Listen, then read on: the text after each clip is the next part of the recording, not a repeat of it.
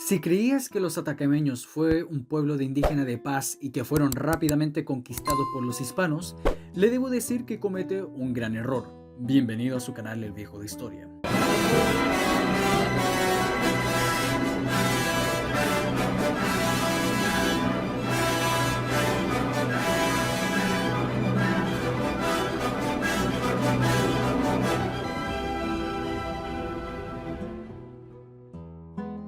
Los atacameños se organizaron en señoríos que podríamos decir que era una forma superior de organización que el cacicazgo familiar. En un señorío habían varias familias, muchas de ellas con cierto parentesco. El líder de este señorío también se le conoce como curaca, y como otra acotación, cada señorío era independiente del otro, por lo cual las decisiones dependían del señor. Nunca fueron ni una nación o un pueblo unificado.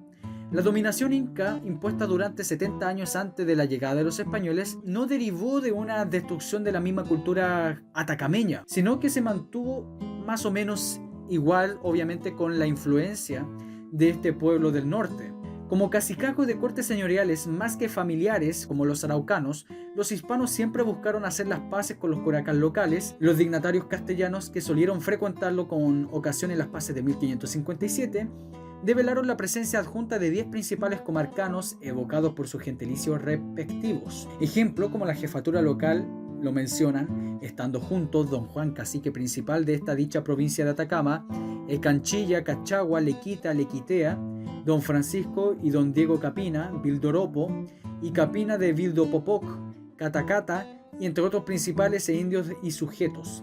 En el caso de Almagro va a batirse en consecuencia no con precarias unidades consanguíneas adormecidas y dispersas entre sus ayllus ancestrales, sino que una etnia y forma relativamente cohesionada en forma de adalides y señoriales aptos para movilizar energías sociales. En otras palabras, cuando Almagro pasó por esa zona no se encontraron con indios sometidos, sino con señoríos que fueron capaces de enfrentar mientras Almagro se devolvía hacia el Cusco. Contaban con un ejército que se calcula entre 700 y 1000 hombres. Un sistema fortificatorio, los denominados pucarás. Habida cuenta de que su división iba del Atacama por holganza y no de guerra, quiso el adelantado omitirle el desgaste de una contienda local de pacificación, decretando un certero ataque a Quitor. Objetivo de decidir en un solo acto de guerra el levantamiento provincial. Quitor, que es un pucará muy grande, ahí estaba el grueso del ejército señorial de la zona atacameña.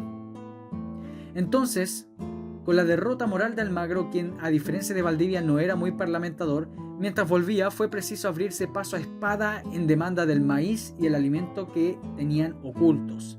Aguirre, antes de encontrarse con Valdivia, tuvo que enfrentarse a los señores atacameños y chinchas, de los cuales fueron derrotados, y el hispano pudo conseguir suministros y unirse a Valdivia.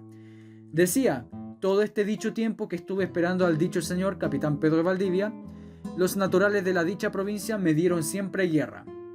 Valdivia parlamentaba con los curacas generalmente de esta forma: el día en que entré a dicha provincia tomé un pueblo entero y les hablé en todos los indios e indias que se formaron y les dije que fuesen a su cacique y le dijesen que no hubiese miedo y viniesen de paz a los cristianos, porque todas las provincias sujetas al Inca los servían y que ellos no podían dejar de servirlos porque estaban repartidos y no eran muchos, como los demás indios que en otras provincias habían. Por mediación de sus pares ya habían obtenido la noticia que se aproximaban a los españoles y muchos de ellos se mantuvieron ocultos o en posición de defensa. El año siguiente del paso de Valdivia sorprendió el cacique de Atacama, que se comprometió conspirativamente. Claro, obviamente estos no participaron en la destrucción de Santiago, pero sus rebeliones eran en las líneas de comunicaciones terrestres desde la distancia con sus iguales del Mapocho. Eran constantes los levantamientos nortinos, tanto como los diaguitas y atacameños. Por ende, el virreinato tuvo que hacer algo, dado que la situación era imposible de mantener, si no se quería también destruir el compromiso de la línea comunicacional que existía bajo el camino del Inca. Velázquez, que era un enviado del virreinato, no desdeñó el buen tacto por medio de lenguas e indios de la zona. Llamó a la paz a don Juan, cacique principal de Atacama, a los caciques subalternos, dando las ventajas que obtendrían en cuanto al tutelaje y sus derechos étnicos de convertirse al evangelio y acatar la voluntad regia. En otras palabras, mantendrá su misma posición de curaca. Eso es lo que hacían los españoles muchas veces, mantener el privilegio que tenían los señores locales. Su conducta los días siguientes, cortés pero consistente, llevó a los dignatarios indígenas en acatar. Incluso dentro del virreinato justificaron dentro de las paces del indio diciendo: teniendo entendido que no tenían culpa por causa de haberlo hecho en defensa y amparo de sus personas, y haciendo obviar de las fuerzas y robo a los españoles, le habían querido hacer, por la presente viniendo en vos, vuestros principales e indios con vos andan alzados, de paz al servicio y obediencia a su majestad. Pero vos le perdono en real nombre, así su alzamiento que habéis tenido como cualquier daños, muertes, robos y otras cosas que hayáis hecho en cometido desde el día que os alzasteis, como dicho, vengáis de paz. En otras palabras, lo que ofrecía el virreinato es borrón y cuenta nueva. La paz se creó lograda, pero recuerden, como eran señoríos, habían otros que rompieron el trato o no se alinearon a él por las incursiones indígenas. Continuaron. Claro, en menor escala, mientras los otros señores estaban en el bando español. Para 1563 ya se prevenía que en el Perú, en la ruta de estos despoblados que conducían a Chile, seguían los ataques indígenas.